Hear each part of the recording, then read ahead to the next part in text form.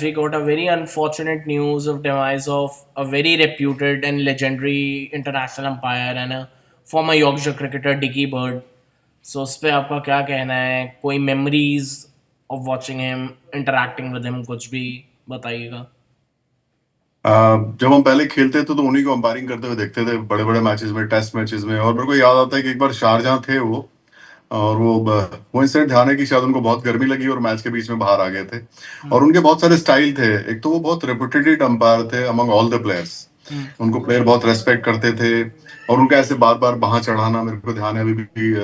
उनको आदत थी हर बॉल के बाद एक बार हाथ को वैसे करते थे, अपना और जो बहुत शर्ट ही ऊपर बड़ा नाम नीचे थे। करना. जी हाँ, जी हाँ, और बहुत बड़ा नाम थे। मतलब कोई अगर अंपायरिंग की बात करता था तो कहते थे कि मजाक में बहुत डिकी बर्ड बन रहा है अपने आप को।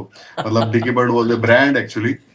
और इंग्लैंड के बहुत पुराने, और जो इनिशियल जो अंपायरिंग का जो इमेज क्रिएट किया, I think he was the first big man to create that image of umpire, that how the umpire should B.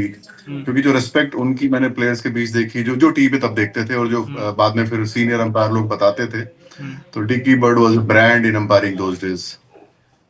कोई आपका कोई memories उनके साथ कोई interaction हुआ हो कुछ भी? नहीं, कभी मिलने का मौका नहीं मिला। शेफर्ड को तो एक बार मैंने डीडीसी में फिरोजशाह कोटला में देखा था, किसी मैच में आए थे, लेकिन इनको कभी नहीं देखा। ये बहुत पहले हमसे रिटायर हो गए। तब तो हम ठीक से प्लेयर भी नहीं थे, तब तो बहुत मतलब काफी। बट ये शारजाह आते थे तो वनडे क्रिकेट इन्होंने की है, मेरे को अच्छे से ध्यान आ रहा है। तब वर्ल्ड कप तब के 3 एशिया फाइनल का, भी करे. हाँ एशिया कप, हाँ एक फाइनल भी किया, ठीक कह रहे हैं आप। और एशिया में उतने नहीं आते थे जनरली, उधर ही रहते थे। लेकिन बाद में जब ये न्यूट्रल एम्पायर आए तब ये आने शुरू हो गए थे, और बहुत सारे बड़े बड़े टूर्नामेंट, जैसे मैं बोला वर्ल्ड कप हो गया। शारजा मेरे को बिल्कुल याद है, क्योंकि गर्मी का इंसिडेंट शारजा में ही हुआ था इनका। तभी मैच के बीच में डिहाइड्रेट होने की वजह से बाहर आ गए थे। लेकिन जो सबसे बड़ी बात है कि इनका इतना नाम था, मतलब एम्पायरिंग का मतलब ही डिकी बर्ड था उन दिनों। मेरा आपसे अगला सवाल है. अब पिछला भी इंडिया पाकिस्तान क्लैश हुआ है, उसमें एक और कंट्रोवर्सी उठ के आई है कि फ़खर जमान को शायद से नॉट आउट देना चाहिए था. पाकिस्तान ये क्लेम कर रही है कि नॉट आउट है, कैच पूरा क्लीन नहीं था, पहले वो बाउंस करी है ज़मीन पे, फिर कीपर के हाथ में आई है. एंड उन्होंने फिर कंप्लेंट भी सुनने में आ रहा है फाइल कर दी है इस चीज़ पे. क्या कहना है कि मतलब कैच के ऊपर आप क्या कहना चाहेंगे?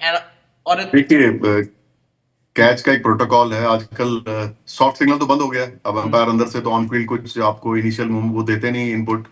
टीवी एम्पायर पे आता है, और जो भी रिप्ले टीवी एम्पायर को लगे, जो उनका ओपिनियन है वही स्टैंड करेगा, आप और हम कुछ भी कहें। ठीक है, हो सकता था एक साइड एंगल ले लेते वो, लेकिन वो हर एक अंपायर का अपना तरीका सेटिस्फाइड होने का, और ही वाज सेटिस्फाइड की fingers are underneath the ball. वही प्रोटोकॉल है, वही उन्होंने फॉलो किया। ऐसी बहुत सारी कॉल्स होती हैं जो आप कई कई साल तक एक टीम को लगता है कि है, एक को लगता है नहीं है, और वो बड़ी ओपिनियन बेस्ड कॉल होती हैं। और फ्रंट व्यू से हमेशा आपको कई बार लगेगा कि बॉल नीचे लगी, लेकिन ऐसा होता नहीं है। क्योंकि आप फ्रंट व्यू को चलाएंगे तो आपको उस तरह की पिक्चर आती है, लेकिन side view is always better to get that.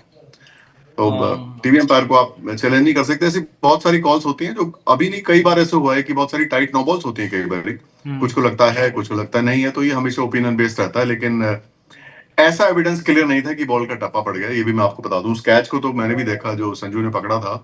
तो आप ये भी नहीं कर सकते वो बॉल नीचे लग गया था, because you take that angle also that there was no evidence that ball pitch the ground. So क्योंकि सिर्फ फ्रंट व्यू देख रहे हैं, अगर साइड व्यू एक बार और देखा जाता तो और अच्छा रहता।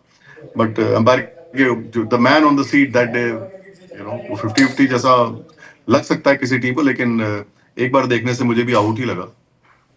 ओके, कई बार ये इंडीड डिसीजंस थोड़े डॉजी हो सकते हैं, कभी 50-50 वाले डिसीजंस हो सकते हैं, कभी किसी को लगता है आउट है, आउट नहीं. मैंने क्या आपको आपको लगता है बताया। कि इज इट जी, PCB just shifting the blame, कि अपनी परफॉर्मेंस के ऊपर ध्यान न देना, just shifting the blame, just ये बहुत बौखलाहट एक अंदर से?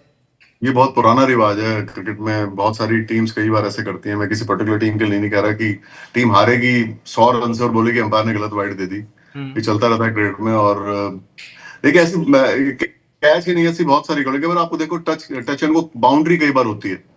काफी लोग लगता है, काफी को नहीं है, लेकिन जो आदमी उस सिनेमा सीट पे है उसकी ओपिनियन, क्योंकि जो जो एविडेंस उसके पास है वो उसके हिसाब से ही जाता है। और बिल्कुल उन्होंने डायरेक्टर से पूछा होगा और कुछ है, जितना उनके पास था उनको लगा आउट है तो आउट है, बात खत्म। मेरा आपसे आखिरी सवाल. इंडिया एशिया कप में काफ़ी अच्छा परफॉर्म कर रही है, अनडिफीटेड सो फार. पाकिस्तान को 2 मैचेस में कन्विंसिंगली हराया है. तो कल बांग्लादेश के साथ मैच है, तो कैसे आप देख रहे हैं उनका आगे का परफॉर्मेंस? फाइनल किसका होता हुआ देख रहे हैं आप?